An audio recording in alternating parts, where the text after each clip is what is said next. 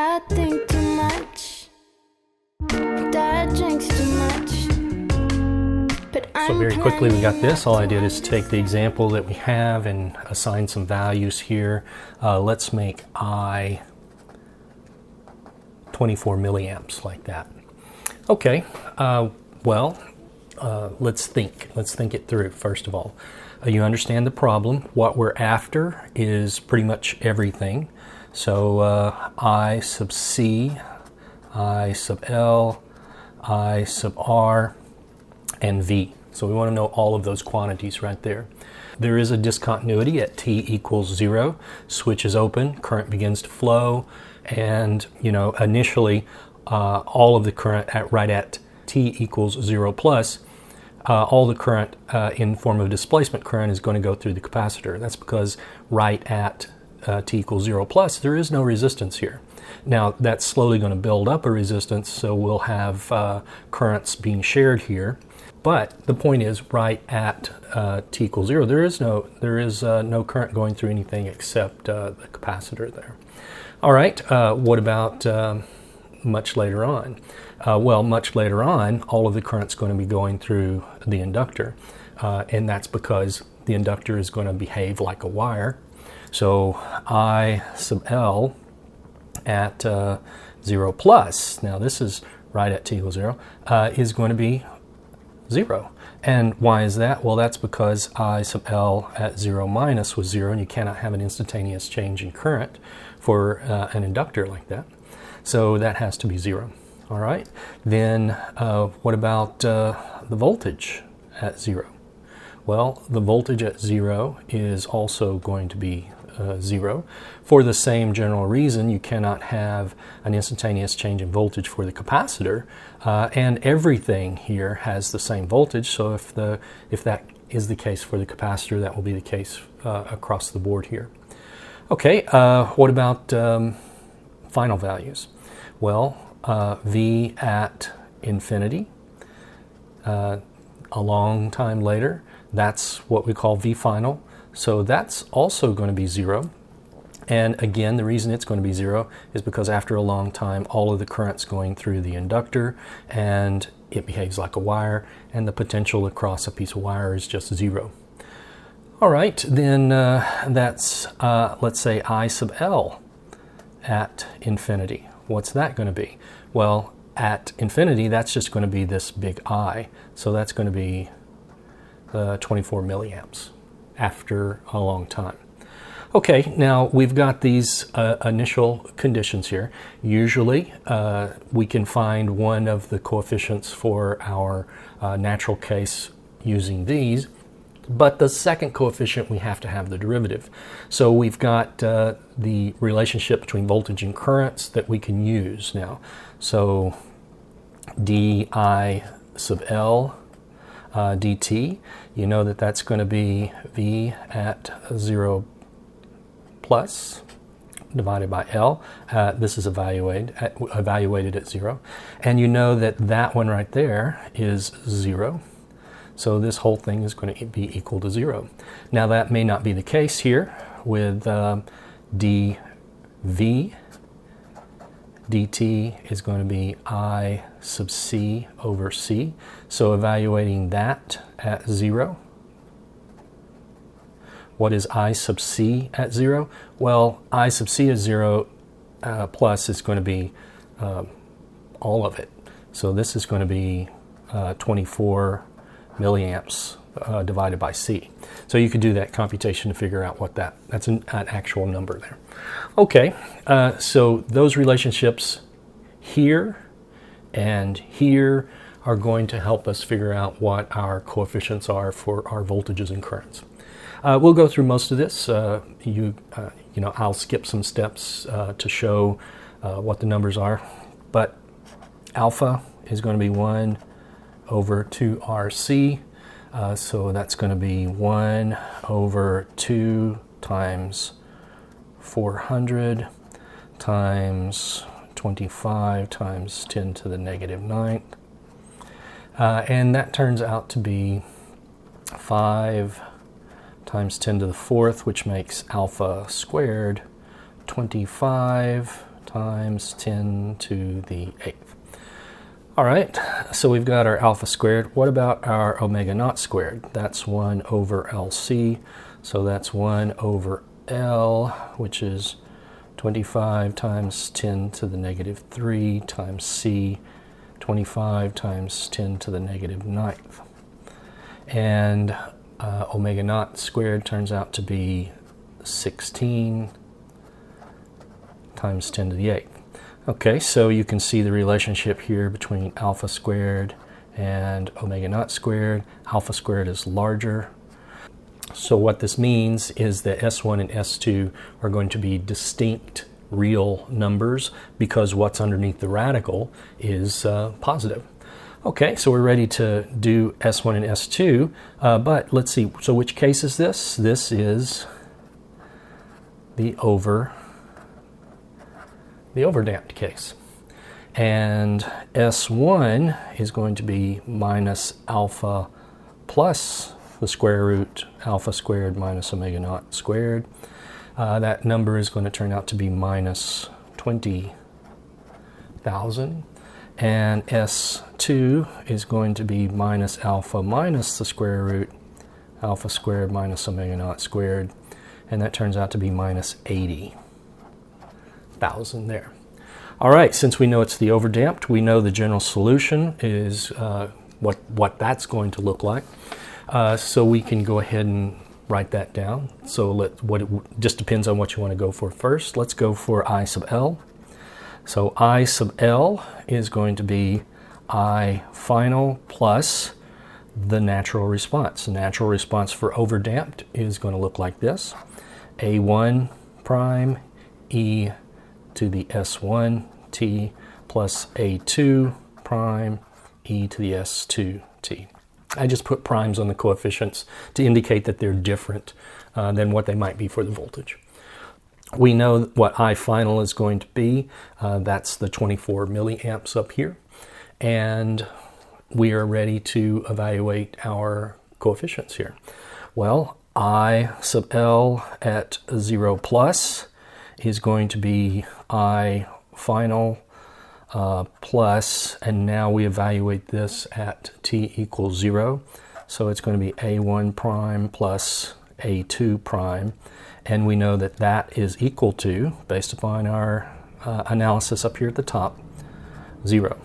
Okay, so there is one equation, one of the two equations that we'll use to evaluate our coefficients. The other one is going to involve the derivative, which is this right here. So we know that the derivative of I sub L with respect to t evaluated at 0 plus is also 0. You take the derivative of this with respect to time. The I sub f, because it's a constant, goes away, and we're left with A1 prime S1. Again, evaluated at t equals 0, the exponentials go to 1, plus A2 prime S2. There is our second equation there. Okay, so we've got our two equations, two unknowns. You should be able to go through the process of solving those two right there. I am just going to jump to the solution here. A1 prime is negative 32 milliamps, and A2 prime is 8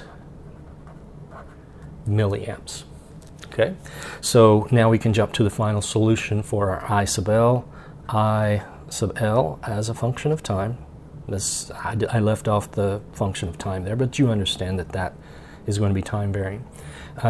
Equals, now I sub F, 24 milliamps, plus A1, and that's going to be negative, so I probably should have made that a negative there. Pretend that that is a negative. 32e to the negative S1, 20,000 t, plus 8e to the negative 80,000 t. T, and the units here are milliamps. Okay, so we've got our I sub L at this point. Now, I sub L, you can use that I sub L, and now you can compute voltage, let's say. V equals L di dt. That's the relationship between voltage and current for the inductors. So specifically, this is I sub L right there. Okay, so how would you do that? You'd go back over here, take the derivative of this with respect to time, multiply by L, and you would end up with this value. I'm going to go ahead and tell you what the answer is for that. You might want to work it out yourself. E to the negative 20,000 T minus E to the negative 80,000 T, and that's volts. Now, if you go through and you work this out, you discover that the coefficients for the voltage happen to be exactly the same. So at T equals 0, this becomes 0. All right. Now, let's say, for example, that you were given this problem exactly the way it looks here, except you were asked to find only the voltage. Find the voltage. Well, to find the voltage, you wouldn't want to go through this process of finding I sub L first, then doing the derivative like this. If you were asked to do it that way and find only the voltage, you should take the other approach that says the voltage is equal to V final plus the natural response. And the natural response is going to be A1 e to the S1t plus A2 e to the S2t. Now S1 and S2 are going to be exactly the same as they were up here. Your A's are going to be computed using the same technique, but they are going to be different than this A1 prime and the A2 prime, because the A1 prime and the A2 prime apply to the current for the inductor. So if you start with something like this, well, you just go through the process. S1, do the calculation, is going to be exactly the same, minus 20,000. S2 is going to be minus 80,000. You would do the comparison between alpha squared and omega naught squared to show that this is going to be the form of the solution. And then, well, you would go about solving for these coefficients A1 and A2. The V final, let's see. V final, according to our analysis, is going to be 0 here. That's V at infinity. So V final is 0. All right, so we know that that term right there goes to 0. So we're just left solving for A1 and A2. Well, you use your initial conditions. V at 0 plus is going to be 0, so you take your voltage function here and you evaluate it at t equals 0. The exponentials will go to 1, and we're left with A1 plus A2, like that. Okay, then the other, there's one equation right there that we'll use to solve for our coefficients, but we have two coefficients, so we need a second equation, and that one involves the derivative. dV dt evaluated at 0 plus is going to be I sub L evaluated at 0 plus divided by L. Okay, geez, that's a mistake. I sub C divided by C. Okay, now I think we've got that. So I sub C at 0 plus, let's see, what was that one? That's the 24 milliamps divided by C. So that's going to be 0.024 divided by our C value, and let's see, what was our C value? 25 nano. So this is going to be 25 times 10 to the negative 9. All right, and that is equal to the derivative. So take the derivative of this up here, evaluate it at t equals 0, and you end up with A1 S1 plus A2 S2. So here is our second equation. This one was our first. So now we've got two equations, two unknowns, S1 and S2 are these values up here. So you should be able to solve for that. And I showed you this because I wanted you to see that you could have gone straight for the voltage. You could, instead of going through finding I sub L first, like we did here. But if you do happen to find I sub L first, then you can use this technique to get your answer. I'm not going to go through the steps again. I want you to be able to do that, but you do turn out, if you solve for A1 and A2, you do get that same answer right there. Okay, now from this you could find I sub R. I sub R is just going to be V over R, and that's true for all times. So if this is our expression for V, then we just plug that in, 16 e to the negative 20,000 t minus e to the negative 80,000 t over R, which was 400 ohms. Okay, and you can simplify that down, and I believe you get 40 times e to the negative 20,000 t minus e to the negative 80,000 t, and that is in units of milliamps. Okay, then what about I sub c? Well, I sub c is c dv dt, so you could find it that way. Take c and take the derivative of what goes in the parenthesis here is the voltage function. Okay, that's one way to do it. Another way to do it would be to say, well, I sub c is going to be of the form I sub c final plus the natural response, A1 e to the S1 t plus A2 e to the S2 t, and that would be the other way that you could go through there. This A1 and A2 are different than the A1 and A2 up here, so you might want to call that something else like double prime. Okay, the S1 and S2 would be exactly the same. So very similar to what we did here, you could do the same process here. Use your initial conditions for I sub c, for I final, to figure out what what these coefficients are going to be. Another way to find I sub c would be to realize that I sub c is going to be big I minus I sub r minus I sub L. So that just says that the sum of the currents leaving that top node is equal to big I. And you can see that here. If this is the top essential node up here, then those are the currents leaving, and this is the current going in. So the sum of the currents leaving is equal to the sum of the, that's just KCL. Okay, so there's about, once I've got I sub R and I sub L, then finding I sub C by this way is another possibility. Okay, so any of these components, whether it is V or whether it is I, and that I could be I sub R, I sub L, I sub C, any of those, we know that it's going to, the general solution is going to look like V final plus the natural response, or I final plus the natural response.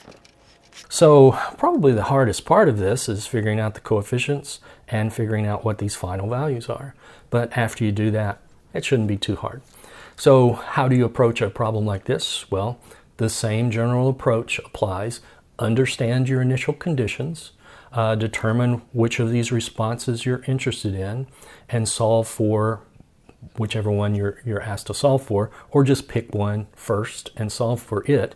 After you have that, then usually the others will fall out from there. So you can solve for V, you can solve for I sub R, I sub C, I sub L, all of those out of this.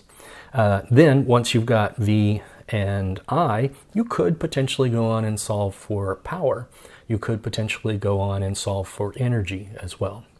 But that's enough for this problem.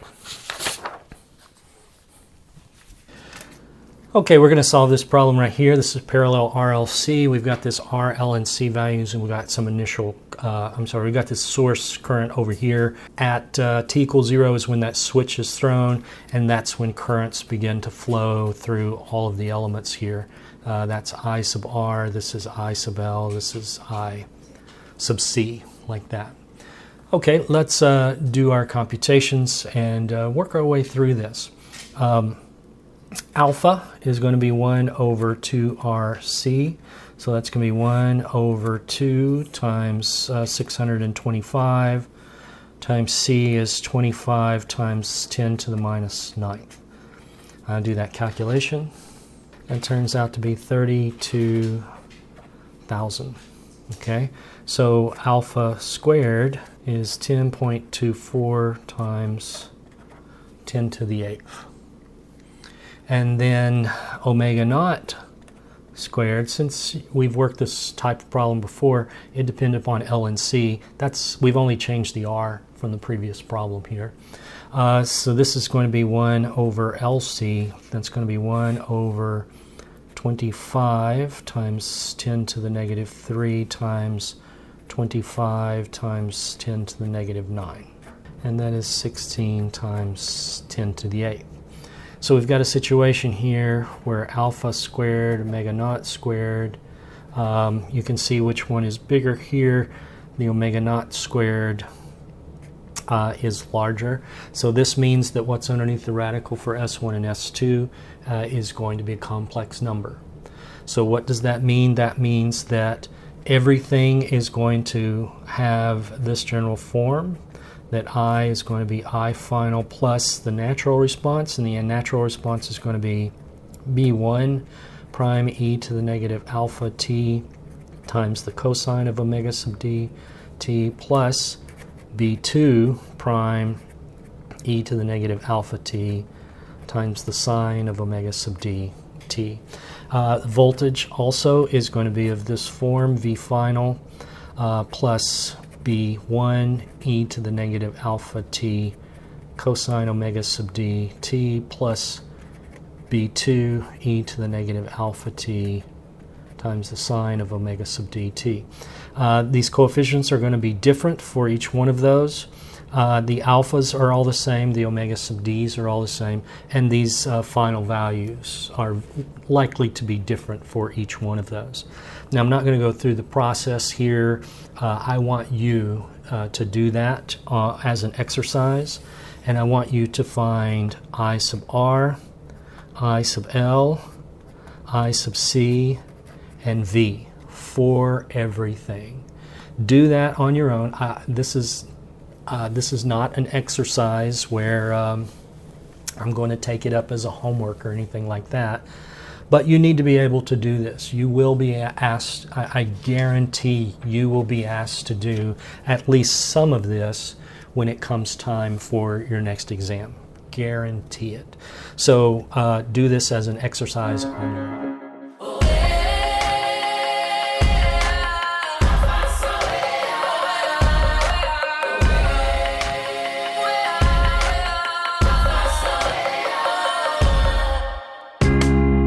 I think too much, Dad drinks too much, but I'm planning not to understand it all. I'm sick of all the questions exploding in my chest, and I'm planning not to understand it all. It's in the unknown that I find home. I will rest my head in the desert, and I know life feels sweeter when I don't know. It's in the unknown that I find home. I will rest my head in the desert, and I know life gets sweeter when I don't know. And I try to control all the things that I can't hold. In the end, the story's better when it unfolds. I still dream of mom and dad getting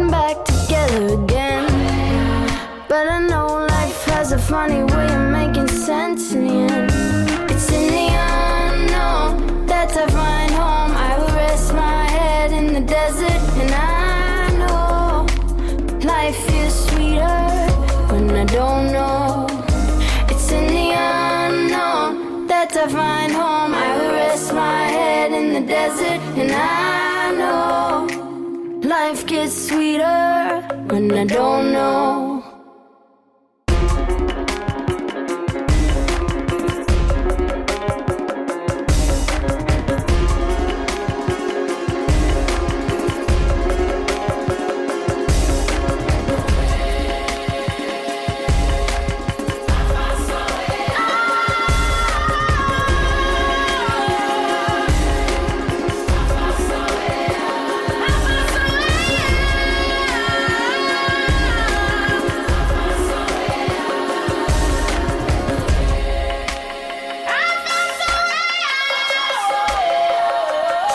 It's in the unknown that I find home. I will rest my head in the desert, and I know life feels sweeter when I don't know. It's in the unknown that I find home. I will rest my head in the desert, and I know life gets sweeter when I don't know.